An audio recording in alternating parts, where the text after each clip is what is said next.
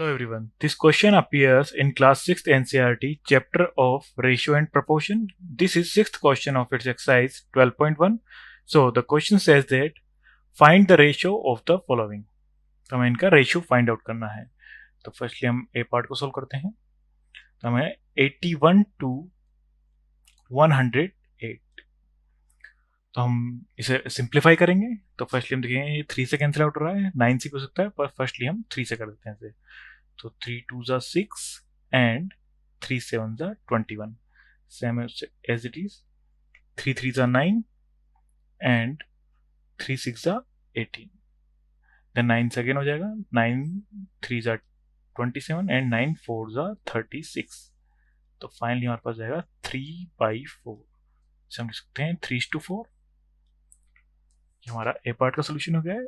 Next हमारा जाएगा B part. हमें गिवन है 98/63. इसे हम सिंप्लीफाई करेंगे तो हम देखेंगे 7 से कैंसिल आउट हो रही है. तो ये हो जाएगा 7 1s are 7 and 7 4s are 28. Same as it is 7 9s are 63. Next further ये हमसे कैंसिल आउट नहीं होगा, सिंप्लीफाई नहीं होगा. तो यही हमारा फाइनल रेशियो है 14/9. लिख सकते हैं हम 14:9. नेक्स्ट सी पार्ट में हमें गिवन है 33 किलोमीटर टू 121 किलोमीटर. 33/121. तो हम देखेंगे 11 से कैंसिल आउट हो जाए तो ये 11 से हो जाएगा 3 टाइम एंड ये हो जाएगा 11 से हमारा 1 टाइम एंड 1 टाइम. तो हो जाएगा 3/11.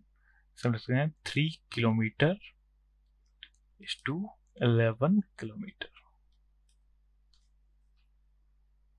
नेक्स्ट हमारा डी पार्ट में हमें गिवन है 30 मिनट्स टू 45 मिनट्स.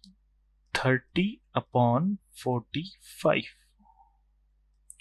इसे हम सिंप्लीफाई करेंगे तो ये 15 से कैंसिल आउट हो जाएगा हमारा 2 टाइम एंड 15 3 था 45. तो फाइनली हमारे पास रेशियो हो जाएगा 2/3. समझ सकते हैं 2:3. So that's our final answer. Thank you.